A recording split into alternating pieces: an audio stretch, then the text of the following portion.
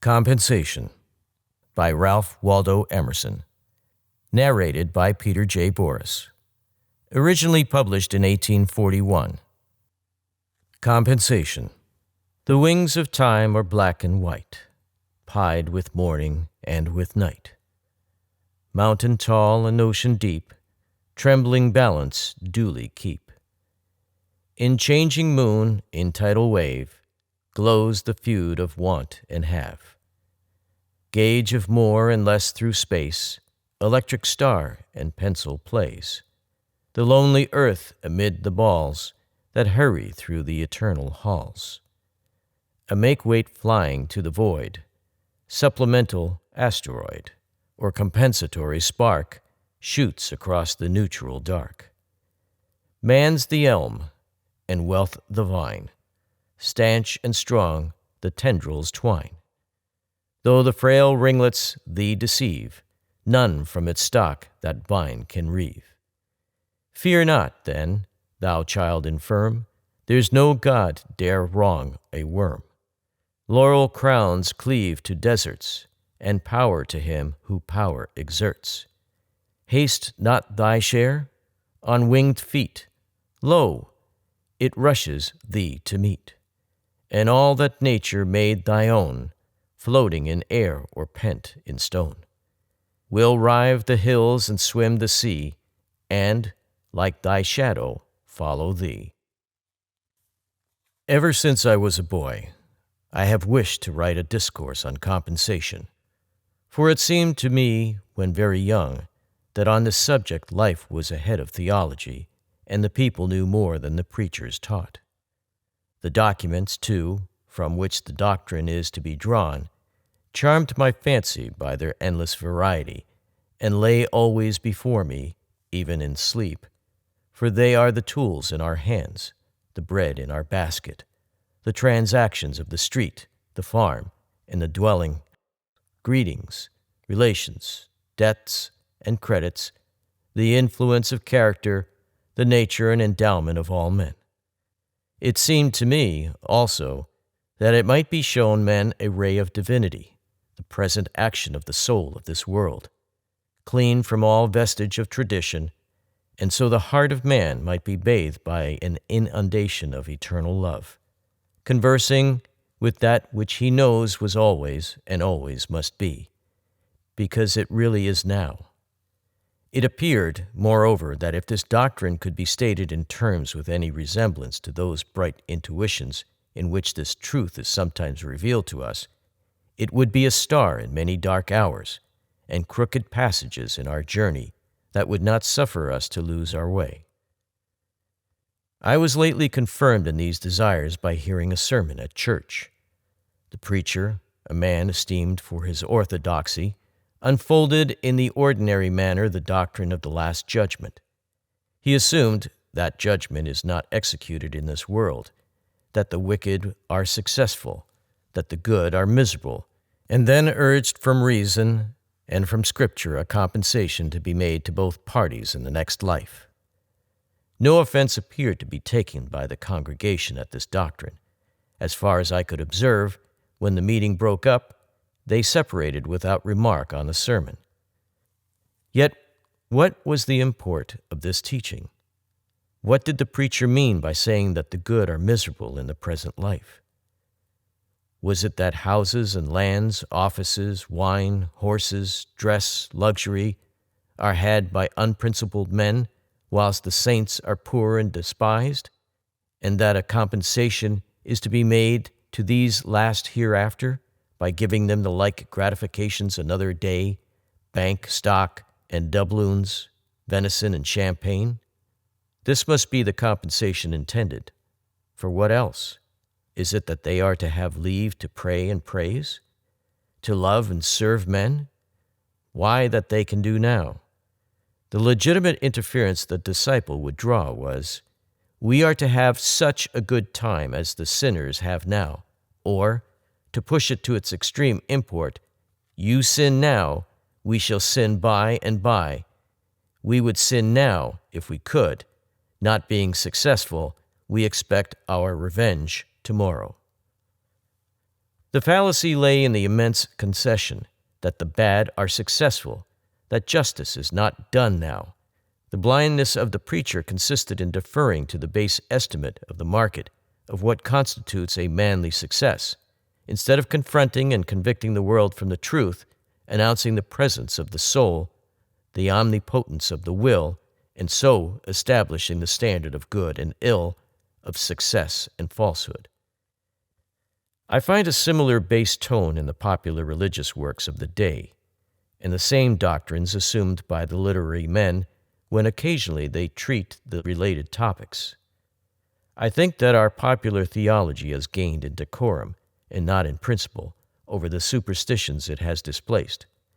But men are better than their theology. Their daily life gives it the lie. Every ingenious and aspiring soul leaves the doctrine behind him in his own experience, and all men feel sometimes the falsehood which they cannot demonstrate. For men are wiser than they know. That which they hear in schools and pulpits without afterthought, if said in conversation, would probably be questioned in silence. If a man dogmatize in a mixed company on providence and the divine laws, he is answered by a silence which conveys well enough to an observer the dissatisfaction of the hearer, but his incapacity to make his own statement. I shall attempt in this and the following chapter to record some facts that indicate the path of law of compensation, happy beyond my expectation if I shall truly draw the smallest arc of this circle. Polarity, or action and reaction. We meet in every part of nature, in darkness and light, in heat and cold, in the ebb and flow of waters, in male and female, in the inspiration and expiration of plants and animals, in the equation of quantity and quality in the fluids of an animal body, in the systole and diastole of the heart, in the undulations of fluids and of sound, in the centrifugal and centripetal gravity, in the electricity, galvanism, and chemical affinity. Superinduced magnetism at one end of a needle. The opposite magnetism takes place at the other end. If the south attracts, the north repels. To empty here, you must condense there.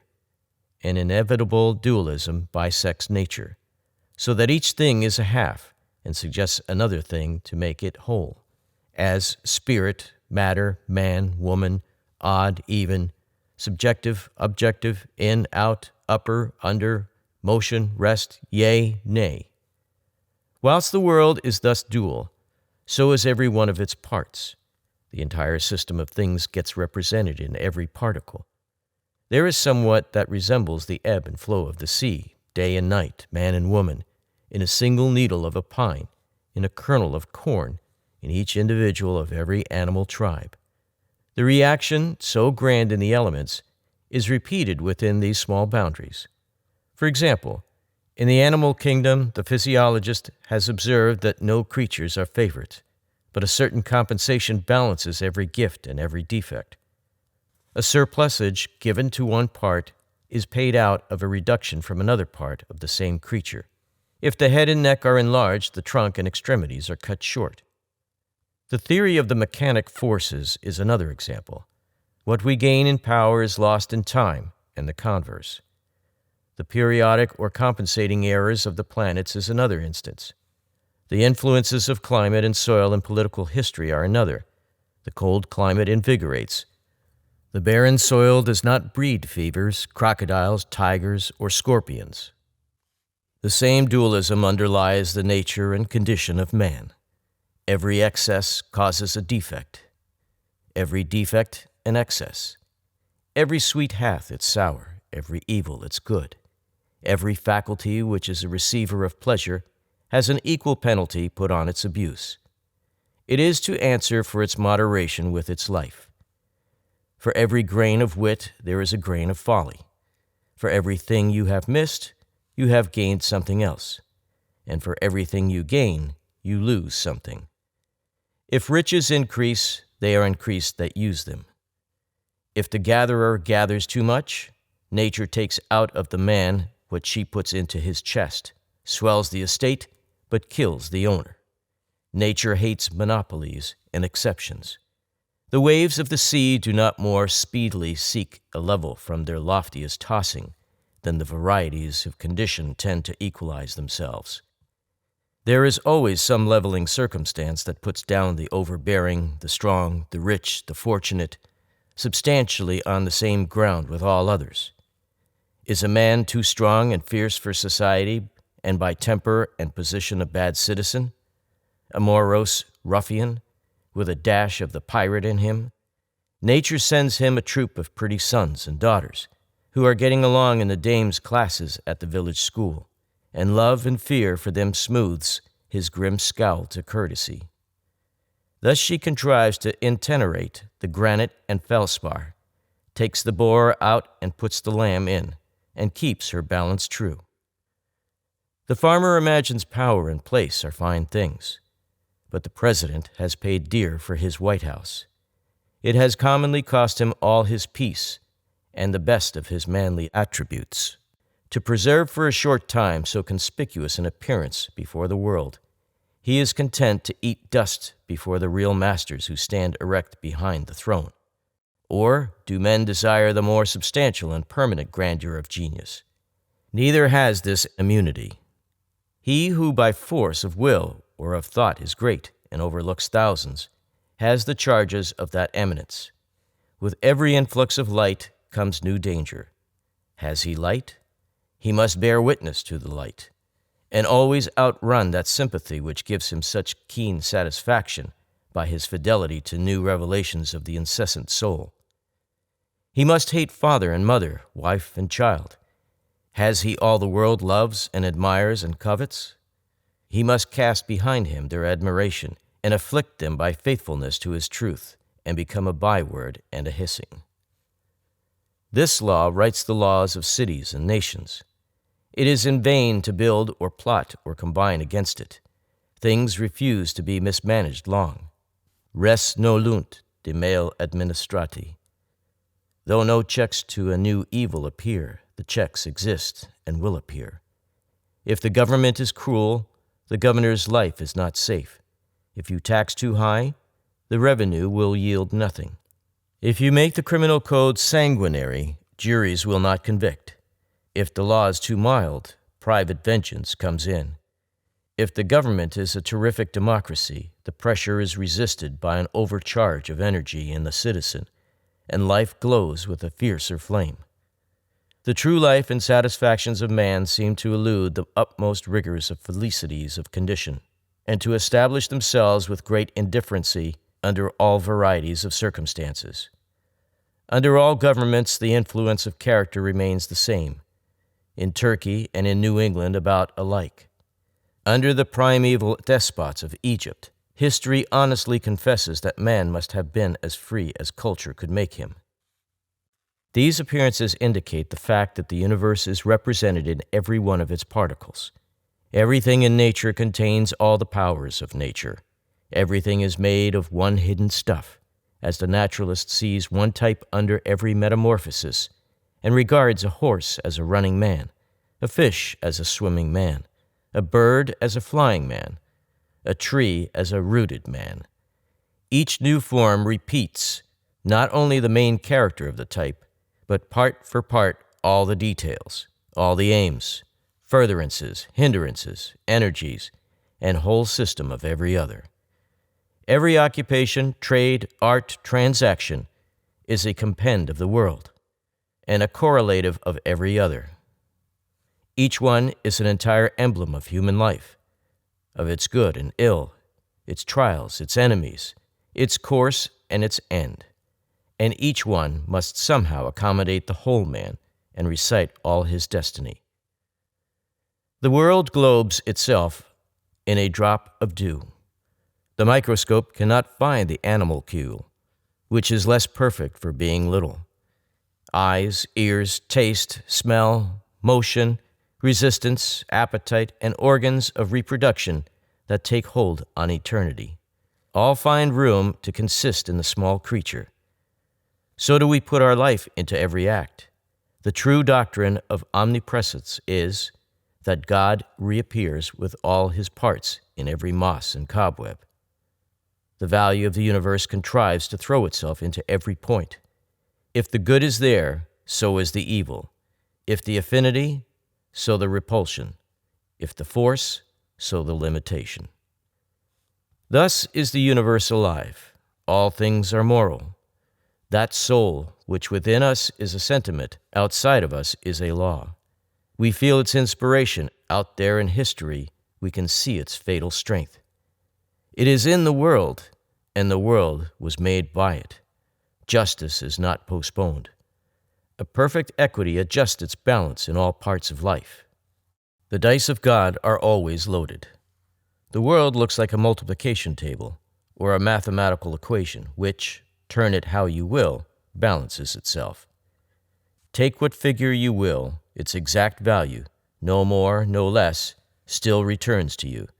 Every secret is told, every crime is punished, every virtue rewarded, every wrong redressed, in silence and certainty.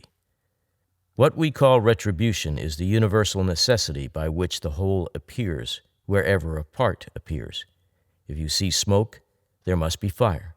If you see a hand or a limb, you know that the trunk to which it belongs is there behind. Every act rewards itself, or, in other words, integrates itself in the twofold manner. First, in the thing, or in real nature, and secondly, in the circumstance or in apparent nature. Men call the circumstance the retribution. The casual retribution is in the thing, and is seen by the soul. The retribution in the circumstance is seen by the understanding. It is inseparable from the thing, but is often spread over a long time, and so does not become distinct until after many years.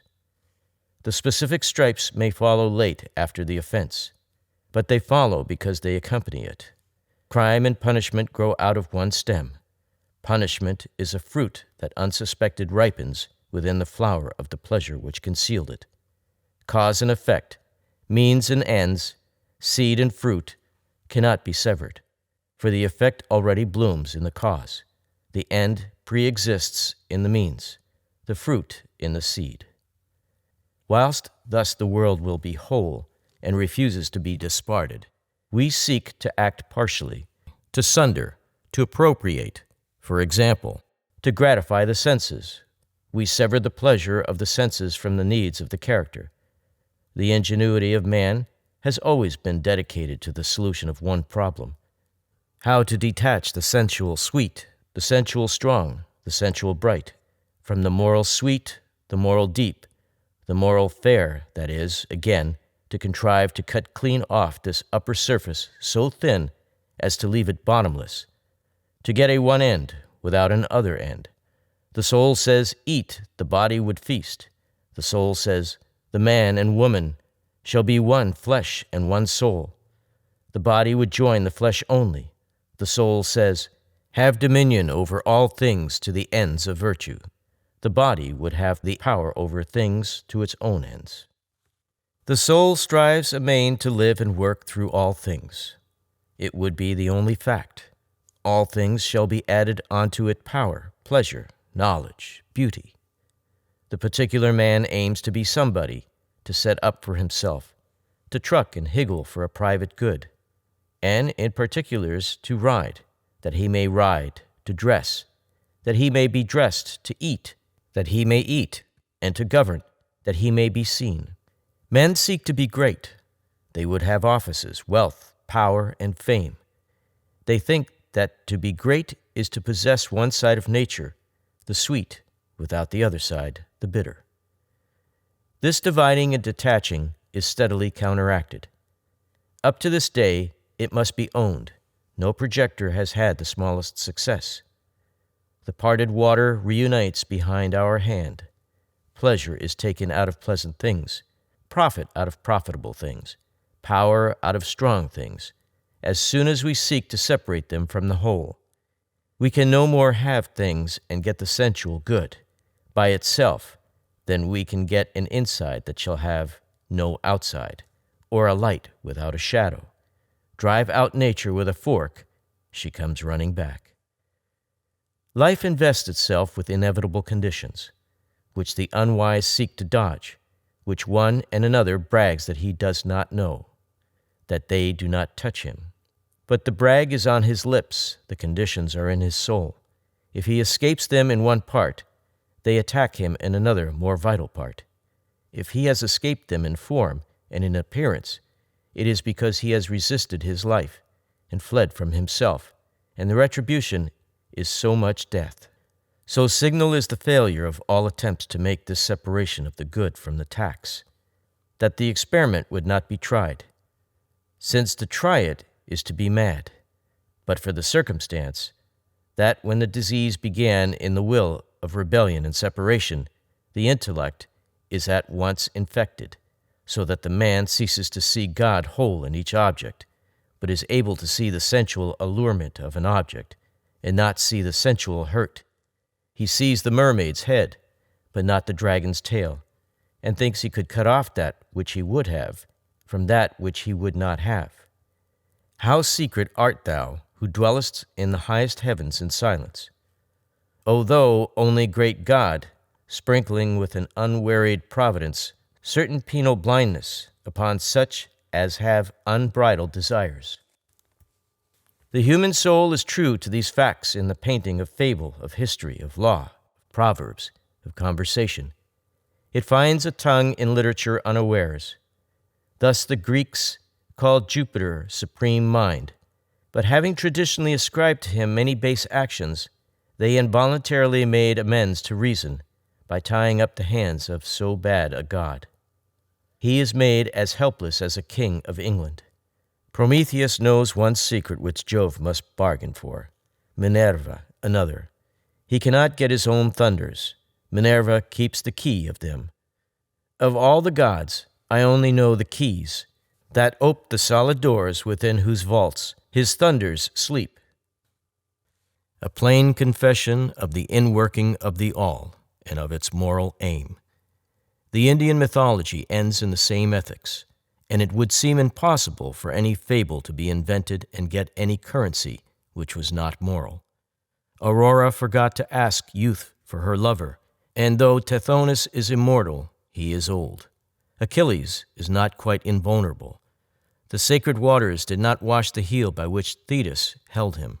Siegfried, in the Nibelungen, is not quite immortal, for a leaf fell on his back whilst he was bathing in the dragon's blood, and that spot which it covered is mortal. And so it must be. There is a crack in everything God has made. It would seem there is always this vindictive circumstance stealing it at unawares, even into the wild poesy in which the human fancy attempted to make bold holiday and to shake itself free of the old laws. This backstroke, this kick of the gun, certifying that the law is fatal, that in nature nothing can be given, all things are sold. This, that ancient doctrine of Nemesis, who keeps watch in the universe and lets no offense go unchastised. The Furies, they said, are attendants on justice, and if the sun in heaven should transgress his path, they would punish him. The poets related that stone walls and iron swords and leathern thongs had an occult sympathy with the wrongs of their owners, that the belt which Ajax gave Hector dragged the Trojan hero over the field at the wheels of the car of Achilles, and the sword which Hector gave Ajax was that on whose point Ajax fell. They recorded that when the Thasians erected a statue to Theagenes, a victor in the games, one of his rivals went to it by night and endeavored to throw it down by repeated blows, until at last he moved it from its pedestal and was crushed to death beneath its fall. This voice of fable has in it somewhat divine. It came from thought above the will of the writer.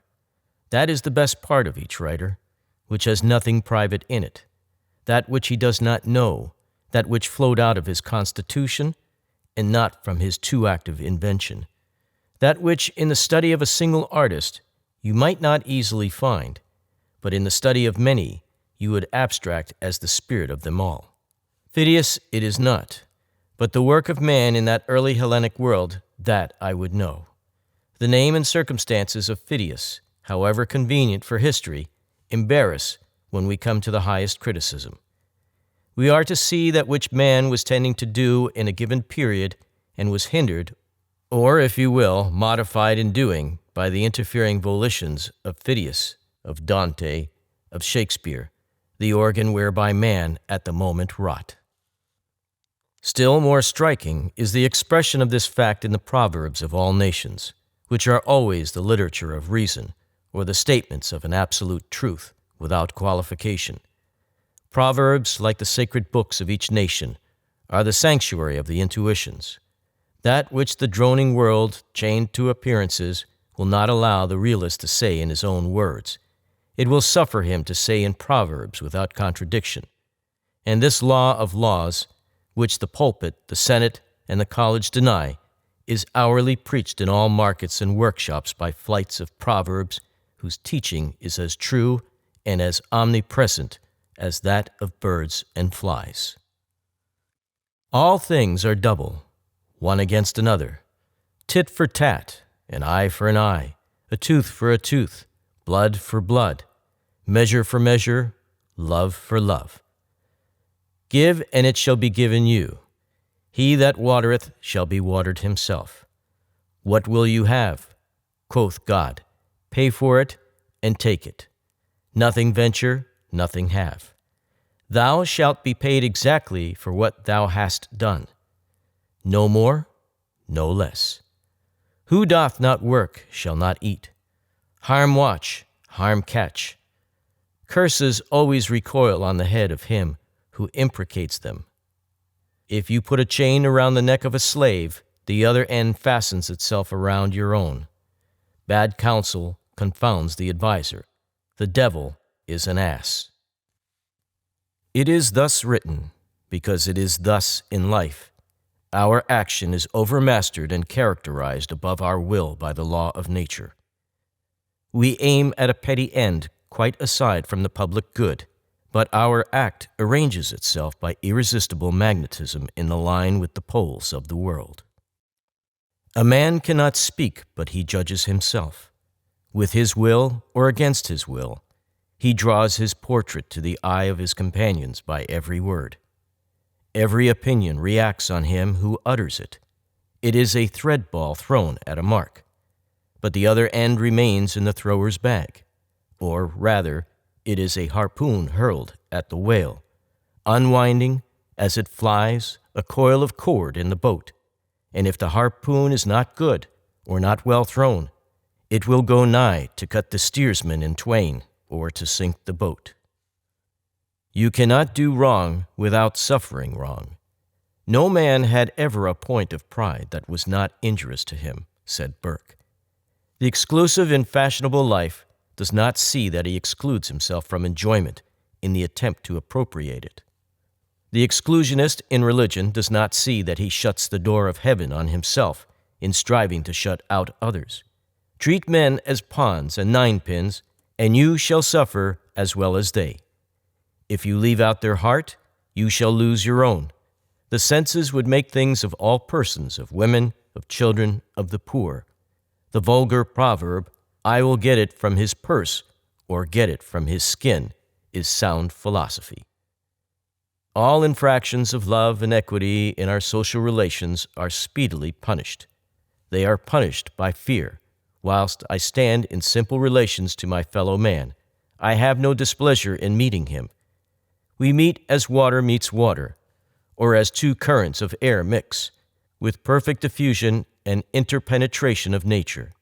But as soon as there is any departure from simplicity, an attempt of halfness, or good for me that is not good for him, my neighbor feels the wrong. He shrinks from me as far as I have shrunk from him. His eyes no longer seek mine. There is war between us. There is hate in him and fear in me. All the old abuses in society, universal and particular, all unjust accumulations of property and power, are avenged in the same manner.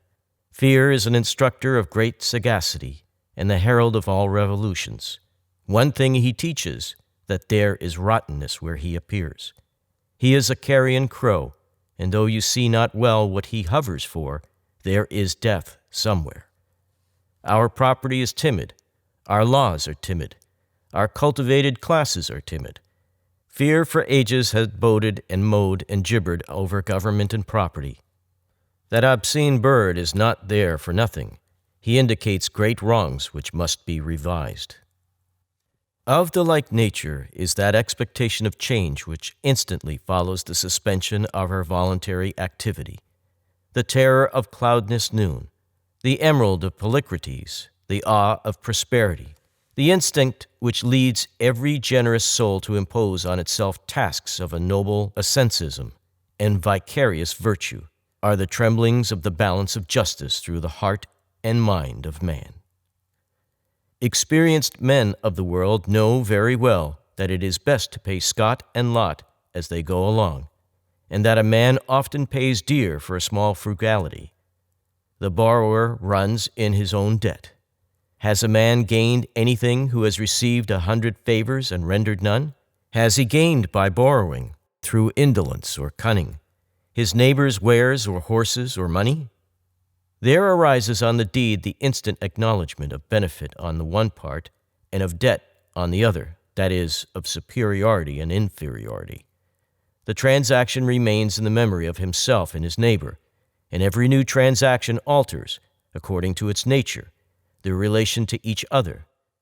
He may soon come to see that he had better have broken his own bones than to have ridden in his neighbor's coach, and that the highest price he can pay for a thing is to ask for it.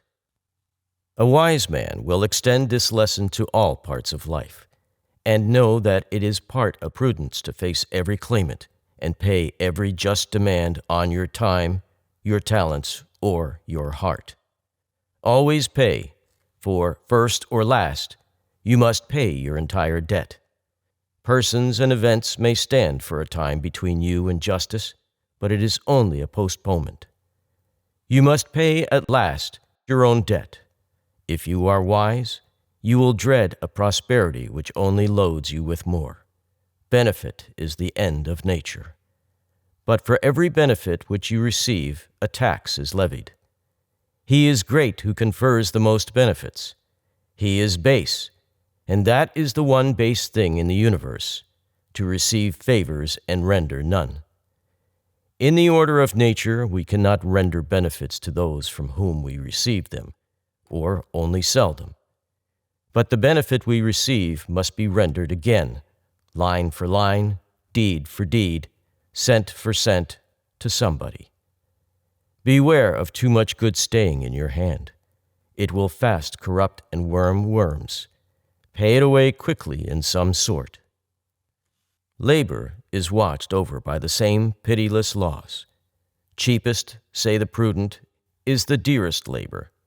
What we buy in a broom, a mat, a wagon, a knife, is some application of good sense to a common want. It is best to pay in your land a skillful gardener, or to buy good sense applied to gardening.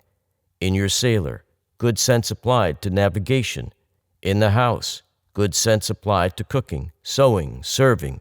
In your agent, good sense applied to accounts and affairs. So do you multiply your presence or spread yourself throughout your estate. But because of the dual constitution of things in labor as in life, there can be no cheating. The thief steals from himself. The swindler swindles himself. For the real price of labor is knowledge and virtue, whereof wealth and credit are signs. These signs, like paper money, may be counterfeited or stolen, but that which they represent, namely knowledge and virtue, cannot be counterfeited or stolen. These ends of labor cannot be answered but by real exertions of the mind, and in obedience to pure motives. The cheat, the defaulter, the gambler, cannot extort the knowledge of material and moral nature, which his honest care and pains yield to the operative. The law of nature is, do the thing, and you shall have the power. But they who do not the thing have not the power. Human labor, through all its forms, from the sharpening of a stake to the construction of a city or an epic, is one immense illustration of the perfect compensation of the universe.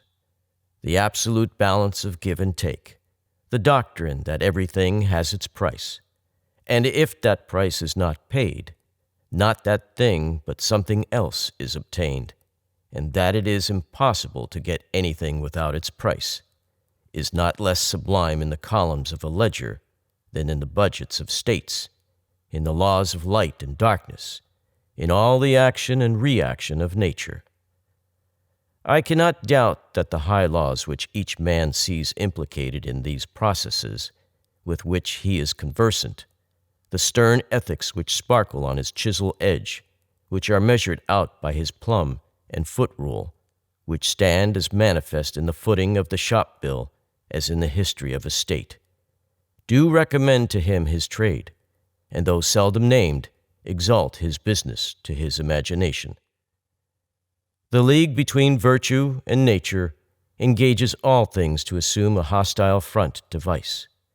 The beautiful laws and substances of the world persecute and whip the traitor. He finds that things are arranged for truth and benefit, but there is no den in the wide world to hide a rogue. Commit a crime, and the earth is made of glass. Commit a crime, and it seems as if a coat of snow fell on the ground, such as reveals in the woods the track of every partridge and fox and squirrel and mole. You cannot recall the spoken word. You cannot wipe out the foot track. You cannot draw up the ladder so as to leave no inlet or clue. Some damning circumstance always transpires. The laws and substances of nature, water, snow, wind, gravitation, become penalties to the thief. On the other hand, the law holds with equal sureness for all right action. Love, and you shall be loved. All love is mathematically just, as much as the two sides of an algebraic equation. The good man has absolute good, which like fire turns everything to its own nature, so that you cannot do him any harm. But as the royal armies sent against Napoleon, when he approached, cast down their colors, and from enemies became friends, so disasters of all kinds as sickness, offense, poverty, prove benefactors. Winds blow and waters roll, strength to the brave and power and deity, yet in themselves are nothing. The good are befriended even by weakness and defeat, as no man had ever a point of pride that was not injurious to him, so no man had ever a defect that was not somewhere made useful to him. The stag in the fable admired his horns and blamed his feet, but when the hunter came, his feet saved him, and afterwards, caught in the thicket, his horns destroyed him. Every man in his lifetime needs to thank his faults, as no man thoroughly understands a truth until he has contended against it. So no man has a thorough acquaintance with the hindrances or talents of men until he has suffered from the one and seen the triumph of the other over his own want of the same. Has he a defect of temper that unfits him to live in society? Thereby he is driven to entertain himself alone and acquire habits of self-help, and thus, like the wounded oyster, he mends his shell with pearl. Our strength grows out of our weakness. The indignation which arms itself with secret forces does not awaken until we are pricked and stung and sorely assailed. A great man is always willing to be little. Whilst he sits on the cushion of advantages, he goes to sleep. When he is pushed, tormented, defeated, he has a chance to learn something. He has been put on his wits, on his manhood. He has gained facts, learns his ignorance, is cured of the insanity of conceit, has got moderation and real skill. The wise man throws himself on the side of his assailants. It is more his interest than it is theirs to find his weak point. The wound cicatrizes and falls off from him like a dead skin, and when they would triumph, lo, he has passed on invulnerable. Blame is safer than praise. I hate to be defended in a newspaper. As long as all that is said against me, I feel a certain assurance of success. But as soon as honeyed words of praise are spoken for me, I feel as one that lies unprotected before his enemies. In general, every evil to which we do not succumb is a benefactor. As the Sandwich Islander believes that the strength and valor of the enemy he kills passes into himself, so we gain the strength of the temptation we resist. The same guards which protect us from disaster, defeat, and enmity defend us, if we will, from selfishness and fraud. Bolts and bars are not the best of our institutions, nor is shrewdness in trade a mark of wisdom. Men suffer all their life long, under the foolish superstition that they can be cheated. But it is as impossible for a man to be cheated by any one but himself, as for a thing to be and not to be at the same time. There is a third silent party to all our bargains. The nature and soul of things takes on itself the guarantee of the fulfillment of every contract, so that honest service cannot come to loss. If you serve an ungrateful master, serve him the more. Put God in your debt. Every stroke shall be repaid. The longer the payment is withholden, the better for you. For compound interest on compound interest is the rate and usage of his exchequer. The history of persecution is a history of endeavors to cheat nature, to make water run uphill, to twist a rope of sand. It makes no difference whether the actors be many or one, a tyrant or a mob. A mob is a society of bodies voluntarily bereaving themselves of reason and transversing its work. The mob is man voluntarily descending to the nature of the beast. Its fit hour of activity is night. Its actions are insane like its whole constitution. It persecutes a principle. It would whip a right. It would tar and feather justice, by inflicting fire and outrage upon the houses and persons of those who have these. It resembles the prank of boys, who run with fire engines to put out the ruddy aurora streaming to the stars. The inviolate spirit turns their spite against the wrongdoers. The martyr cannot be dishonored. Every lash inflicted is a tongue of fame, every prison a more illustrious abode. Every burned book or house enlightens the world. Every suppressed or expunged word reverberates through the earth from side to side. Hours of sanity and consideration are always arriving to communities as to individuals when the truth is seen and the martyrs are justified.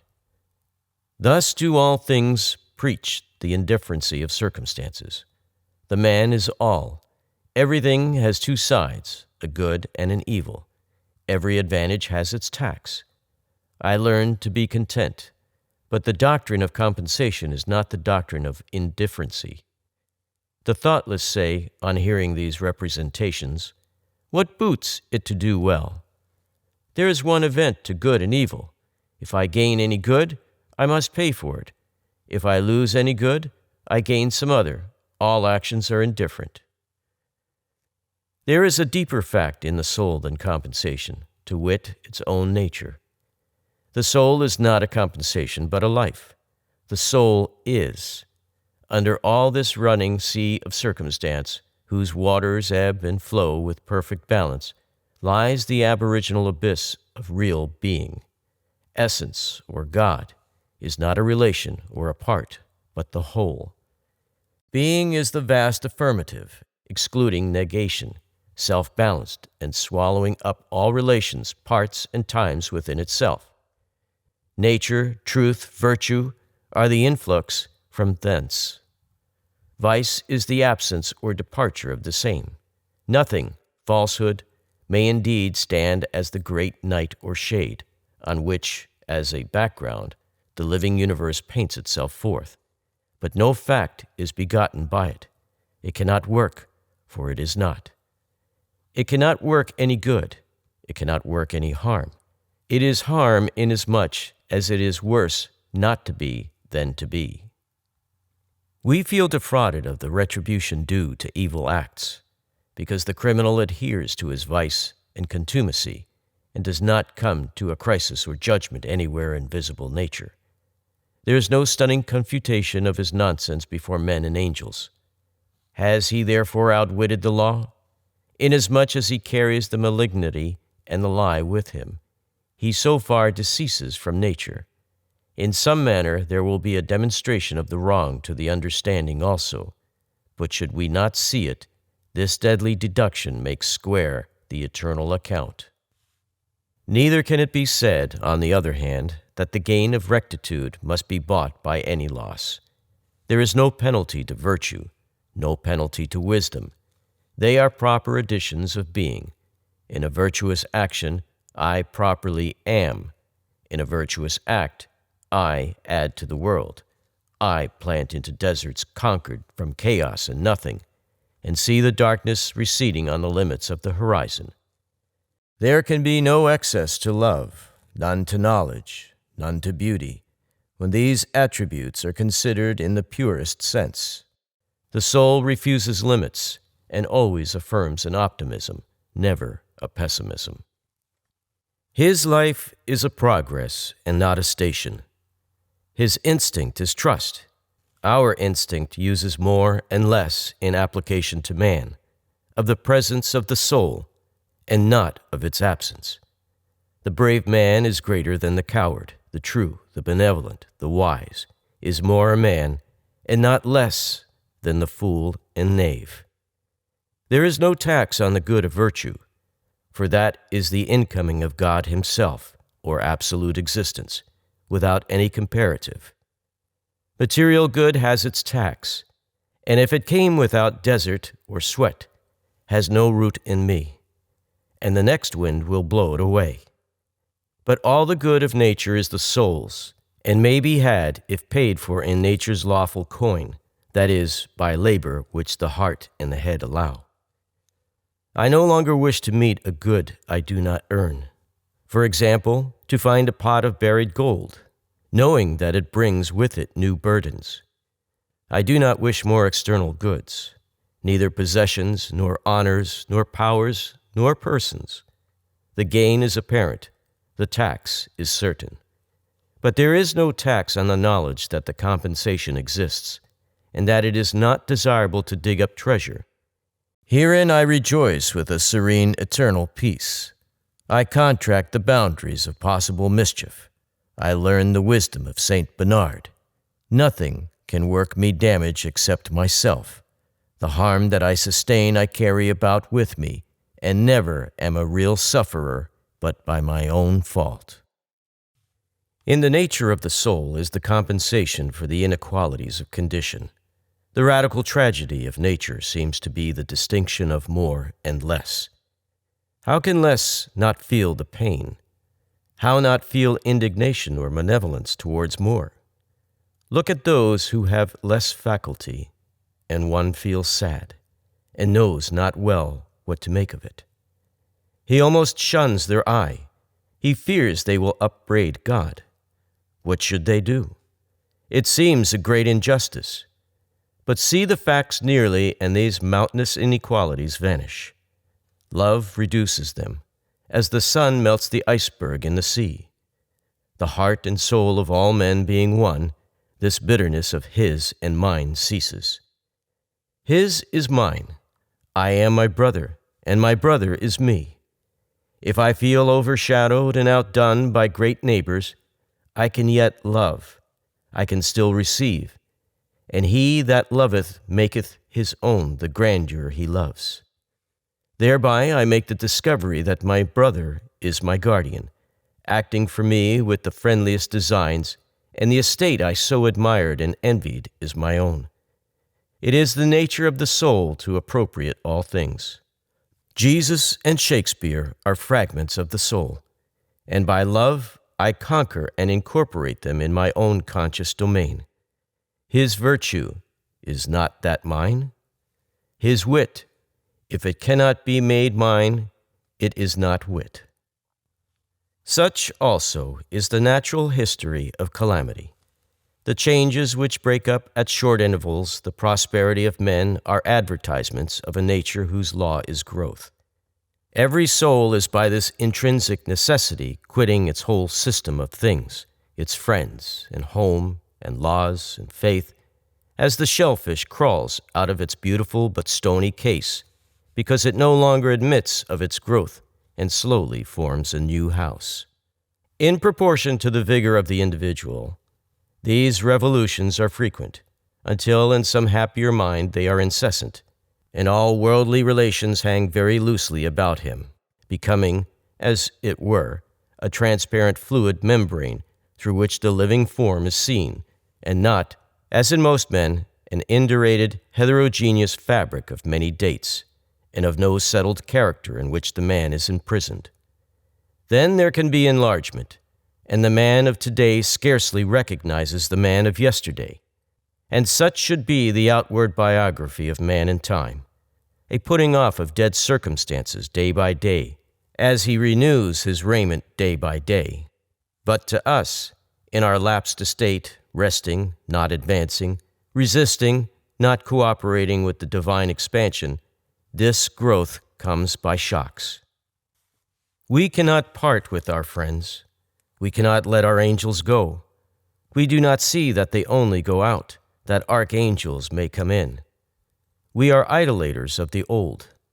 We do not believe in the riches of the soul, in its proper eternity and omnipresence. We do not believe there is any force in today to rival or recreate that beautiful yesterday. We linger in the ruins of the old tent, where once we had bread and shelter and organs, nor believe that the Spirit can feed, cover, and nerve us again. We cannot again find aught so dear, so sweet, so graceful.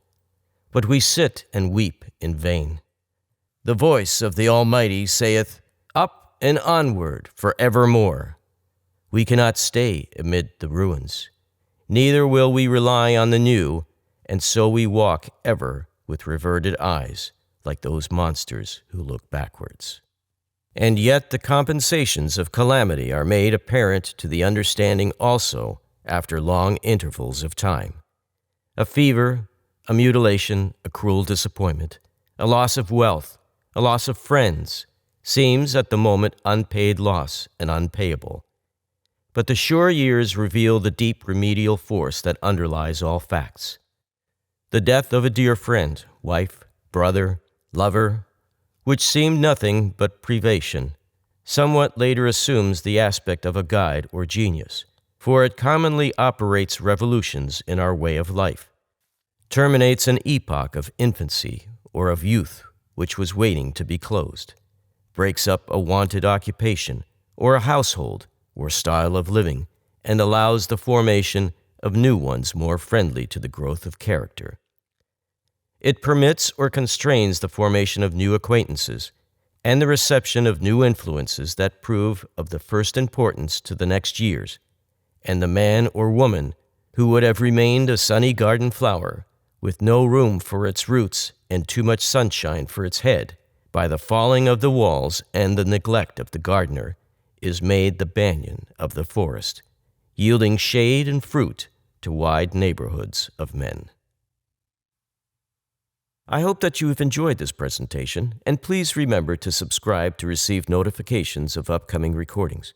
And remember that views and opinions expressed in this book belong to the author and may not always reflect those of Master Key Society or its affiliates.